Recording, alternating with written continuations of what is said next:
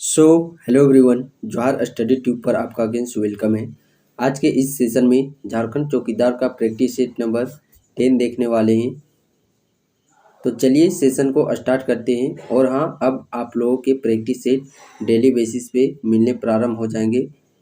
कुछ schedule busy होने के कारण आप लोगों के प्रैक्टिस सेट है जो कि वह जारी नहीं किया जा रहा था, बट अब फ्री हो चुका हूँ। अब आपकी प्रैक्टिस सेट रेगुलर बेस पे अपलोड किए जाएंगे। प्रश्न देख पा रहे होंगे, झारखंड के दूसरे मुख्यमंत्री जो कि अर्जुन मुंडा थे, वह किस राजनीतिक दल से संबंध रखते थे, यानी कि किस पार्टी के थे। तो अर्जुन मुंडा की बात करें तो ये BJP party, Bharatiya Janata party से संबंध रखते हैं। इसी प्रकार बात करें हम लोग, झारखंड में अब तक 6 व्यक्तियों के द्वारा मुख्यमंत्री पद पर सेवा दिया जा चुका है। और 6 व्यक्तियों में हम लोग बात करें, 3 व्यक्ति जो कि भारतीय जनता पार्टी बीजेपी से संबंध रखते हैं। एक है जो कि पहले मुख्यमंत्री भी रह चुके हैं, बाबूलाल मरांडी, अर्जुन मुंडा। और एक बात करें जो कि गैर आदिवासी के रूप में भी सेवा दे चुके हैं, 10वें मुख्यमंत्री जो कि रघुवर दास। बाबूलाल मरांडी, अर्जुन मुंडा, रघुवर दास, ये तीनों बीजेपी पार्टी से संबंध रखते हैं। जेएमएम झारखंड मुक्ति मोर्चा से 2 व्यक्ति संबंध रखते हैं, एक है शिबू सोरेन और एक है हेमंत सोरेन। और एक व्यक्ति जो कि निर्दलीय थे, मधु कोड़ा। इस प्रकार कुल 6 व्यक्तियों के द्वारा मुख्यमंत्री पद पर सेवा दिया जा चुका है। एक प्रश्न है, झारखंड के वर्तमान राज्यपाल द्रौपदी मुर्मू किस राज्य से हैं। ये प्रश्न है जो कि वह प्रीवियस है, जिसमें कि वर्तमान उस समय के बात करें राज्यपाल की, तो उस समय राज्यपाल पद पर थे द्रौपदी मुर्मू, जो कि अब भारत की पहली आदिवासी राष्ट्रपति भी बन चुकी है। और अभी वर्तमान में झारखंड के राज्यपाल की बात करें तो रमेश बैस झारखंड के वर्तमान राज्यपाल हैं, 10वें नंबर के। और मुख्यमंत्री हेमंत सोरेन है, वह 11वें नंबर के हैं। जो द्रौपदी मुर्मू का बात करें, वह कहाँ से संबंध रखती है, तो उड़ीसा राज्य से बिलोंग करती है। नेक्स्ट प्रश्न है, हेमंत सोरेन झारखंड में मुख्यमंत्री के रूप में किस अवधि में काम किया है। हेमंत सोरेन इस प्रकार बात करें, अभी जो 2019 में बने मुख्यमंत्री, इस प्रकार हेमंत सोरेन के द्वारा 2 बार मुख्यमंत्री पद पर सेवा दिया जा चुका है। जिसमें कि पहली बार बात करें, ये कब से कब मुख्यमंत्री पद पर सेवा दे चुके हैं, 13 जुलाई 2013 ईस्वी से 28 दिसंबर 2015 ईस्वी के बीच में। नेक्स्ट प्रश्न है, उपभागों के नाम बनाएं, जिसमें पूर्वी सिंहभूम जिला का विभाजित किया गया है। उप विभाग से तात्पर्य है अनुमंडल। पूर्वी सिंहभूम में कितने अनुमंडल बनाए गए हैं, कितने अनुमंडल हैं, 2 अनुमंडल। कौन कौन से, एक है धालभूम और एक है घाटशिला। नेक्स्ट प्रश्न, भौगोलिक दृष्टि से गिरिडीह जिले को मोटे तौर पर प्राकृतिक रूप से 2 भागों में विभाजित किया जाता है। तो किस रूप में 2 भागों में विभाजित किया जाता है, केंद्रीय पठार और निचले पठार के रूप में। नेक्स्ट प्रश्न है, गोड्डा जिले का भौगोलिक क्षेत्र कितना है। गोड्डा जिले का संपूर्ण भौगोलिक क्षेत्रफल की बात करें तो वह कितना है, 2110.40 किलोमीटर स्क्वायर। निम्नलिखित में से कौन गुमला जिले के उप विभाजन नहीं है, घाघरा, चैनपुर, बसिया। तो ये सभी जो कि उप विभाजन नहीं है।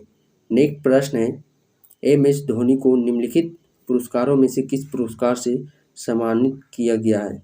तो एम.एस. धोनी की बात करें हम लोग, तो इन्हें राजीव गांधी खेल रत्न से पुरस्कार किया गया है। ईस्वी की यदि बात करें तो 2007 ईस्वी में इन्हें राजीव गांधी खेल रत्न से सम्मानित किया जा चुका है। वहीं बात करें पद्मश्री अवार्ड से भी इन्हें नवाजा जा चुका है, कब, 2009 ईस्वी में पद्मश्री से। और पद्म भूषण से 2018 ईस्वी में इन्हें सम्मानित किया जा चुका है। एक बार पुनः रिकॉल कर लेते हैं, महेंद्र सिंह धोनी को 2007 में राजीव गांधी खेल रत्न, 2009 में पद्मश्री, 2018 में पद्म भूषण। नेक्स्ट प्रश्न है, निम्नलिखित जनजातियों में से किस जनजाति के मृतकों को याद रखने के लिए शासनदिरी जगह है। ऑप्शन देख पा रहे होंगे, खरवार, गोंड, मुंडा, संथाल। तो इस प्रश्न का सही आंसर हो जाता है ऑप्शन नंबर बी, मुंडा। और संथाल जनजाति की बात करें तो यह झारखंड की जनसंख्या की दृष्टि से सबसे बड़ी जनजाति निवास करने वाली है, संथाल।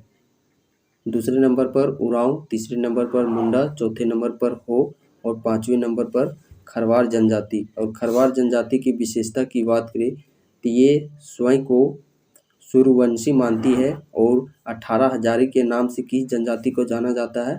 खरवार जनजाति को 18 हजारी के नाम से भी जाना जाता है। नेक्स्ट प्रश्न, करम नाम किस चीज़ को दर्शाता है? तो करम का संबंध बात करें, यह एक प्रकार का पेड़ है और इस पेड़ की झारखंड के आदिवासी, यहाँ के जो मूल निवासी है, उनके द्वारा करम पर्व भी मनाया जाता है भ्रू एकादशिया के इंजोरिया रात में, जिसमें कि विशेष महत्व करम बीज को ही दिया जाता है। नेक्स्ट प्रश्न है, वेंकैया नायडू ने हाल ही में निम्न में से किसकी घोषणा झारखंड राज्य के लिए की है? किसकी की है? 24/7 दूरदर्शन। नेक्स्ट प्रश्न है, निम्न में से स्वर्णरेखा नदी का उद्गम स्थल कहाँ है? स्वर्णरेखा नदी की उद्गम की बात करें तो इसका उद्गम नगड़ी रांची से होता है। यदि ऑप्शन में आपको नगड़ी रांची नहीं देखने को मिले तो उस कंडीशन में पिस्का को टिक करना है।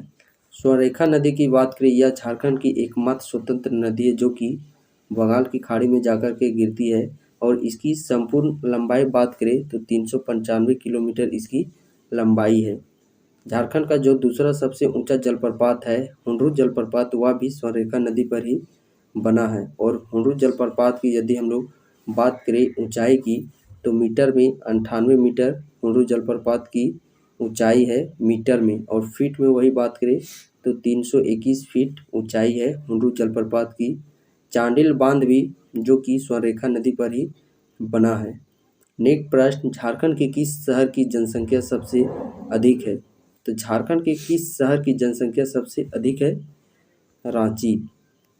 नेक्स्ट प्रश्न है, प्रश्न देख पा रहे होंगे, झारखंड में कितनी लोकसभा सीटें हैं? तो झारखंड में राज्यसभा की कुल सीटों की संख्या 6, लोकसभा की कुल सीटों की संख्या 14, विधानसभा की कुल सीटों की संख्या 81। झारखंड की सबसे पुरानी जनजाति कौन सी है? तो झारखंड की सबसे पुरानी जनजाति है असुर जनजाति। 2011 के जनगणना के अनुसार झारखंड के कौन से जिले की जनसंख्या की वृद्धि दर यानी कि विकास दर सबसे अधिक रही है? वह जिला है कोडरमा जिला की जनसंख्या वृद्धि दर सबसे अधिक रही है 2011 के जनगणना के अनुसार। नेक्स्ट प्रश्न है, 34वां राष्ट्रीय खेल की शुरुआत झारखंड के किस शहर में हुई थी? तो इसकी शुरुआत बात करें रांची शहर में और किस वर्ष हुई थी? 2011 ईस्वी में। नेक्स्ट प्रश्न, मोमेंट झारखंड भूमंडलीय निवेशक शिखर सम्मेलन 2017 का मैस्कोट कौन था?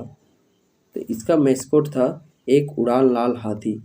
नेक्स्ट प्रश्न है, केंद्रीय सरकार ने झारखंड में अपने किस 45 वर्ष पुराने सिंचाई योजना को पुनर्जीवित करने का निर्णय लिया है? तो किसको पुनर्जीवित करने का निर्णय लिया गया है? उत्तर कोयल नदी सिंचाई परियोजना की। इसे प्रारंभ किया गया है 2019 में, पुनः प्रारंभ किया गया था नरेंद्र मोदी के द्वारा। और उत्तर कोयल परियोजना की बात करें, इसका स्थापना यानी कि प्रारंभ किया गया था 1972 ईस्वी में, जिसे कि बंद कर दिया गया था कब? 1993 ईस्वी में। प्रारंभ किया गया था 1972 में और बंद कर दिया गया था 1993 में, जिसे कि पुनः 2019 में नरेंद्र मोदी के द्वारा प्रारंभ किया गया उत्तर कोयल नदी सिंचाई परियोजना, और यह संबंधित है झारखंड और उड़ीसा राज्य से। नेक्स्ट प्रश्न है, हिंदुस्तान कॉपर लिमिटेड की भारत में कौन सी एकमात्र इकाई है जो महज एक्सचेंज विनिमय ग्रेड के निकेल का उत्पादन करेगी? तो वह है घाटशिला। BHEL भेल ने जुलाई 2016 में बोकारो की थर्मल पावर इकाई के लिए कितने मेगावाट की थर्मल पावर इकाई की शुरुआत की है? तो इस प्रश्न का सही आंसर हो जाता है ऑप्शन नंबर डी, 500 मेगावाट। एक दो प्रश्न जो कि सेट में एचीदा पेचीदा लग सकते हैं, उन प्रश्नों को स्किप ही कर देना। नेक्स्ट प्रश्न है, जून 2016 में विश्व बैंक ने झारखंड में तेजस्विनी परियोजना के लिए कितनी धनराशि की स्वीकृति दी थी? 63 मिलियन $, की। झारखंड के विशेष माओवादी विरोधी बल झारखंड जगुआर का मुख्यालय कहाँ है? झारखंड जगुआर का मुख्यालय है कांके टेंडर ग्राम में। नेक्स्ट प्रश्न है, झारखंड सरकार ने भीमराव अंबेडकर आवास योजना किसके लिए शुरू की है? किसके लिए शुरू की है? विधवाओं महिलाओं के लिए। नेक्स्ट प्रश्न, झारखंड सरकार ने मेधावी खिलाड़ियों के लिए कितना प्रतिशत रोजगार रिजर्व करने की घोषणा की है? 2%। जो कि झारखंड के खिलाड़ी हैं राष्ट्रीय स्तर पर या फिर अंतर्राष्ट्रीय स्तर पर, तो उनको जो नौकरी क्षेत्र है उनमें 2% छूट देने की बात कही गई है। नेक्स्ट प्रश्न है, झारखंड का प्रथम मेगा खाद्य उद्यान कहाँ स्थित है? बालूमाथ, गैतलसूत, जयनगर, बेतलदा। तो झारखंड का प्रथम मेगा खाद्य उद्यान है गैतलसूत में। नेक्स्ट प्रश्न है, झारखंड के मुख्यमंत्री रघुवर दास ने देवनगर में नवजीवन कुष्ठ आश्रम की नींव रखने के बाद किस वस्तु पर रोक लगाने का ऐलान किया है? तो ऐलान किया गया है पॉलीथीन बैग को रखने पर। नेक्स्ट प्रश्न है, झारखंड राज्य मुख्य तौर पर खाली स्थान पर स्थित है। तो झारखंड राज्य की बात करें तो यह कहाँ पे अवस्थित है? छोटा नागपुर पठार में। और छोटा नागपुर क्षेत्रफल का कुल भौगोलिक क्षेत्रफल बात करें तो 83,227 वर्ग मीटर एरिया में छोटा नागपुर पठार फैला हुआ है। नेक्स्ट प्रश्न है, दुमका जिले की मिट्टी की उर्वरता क्यों खराब है? तो इसके कई कारण हैं, जैसे कि व्यापक कटाव के कारण, अम्लीय प्रवृत्ति के कारण, कम पानी रोके रखने की क्षमता के कारण, यानी कि ये सभी कारण हैं जिसके कारण से दुमका जिले में मिट्टी की उर्वरता खराब है। नेक्स्ट प्रश्न है, झारखंड का सबसे ऊंचा पर्वत शिखर कौन सा है? तो झारखंड का सबसे ऊंचा पर्वत शिखर है पारसनाथ शिखर, जो कि झारखंड के गिरिडीह जिला में स्थित है। इसे समेत शिखर के नाम से भी जाना जाता है। जैन धर्मों के लिए प्रसिद्ध है। इसकी ऊंचाई बात करें मीटर में तो 1365 मीटर इसकी ऊंचाई है। फीट में 4480 फीट इसकी ऊंचाई है।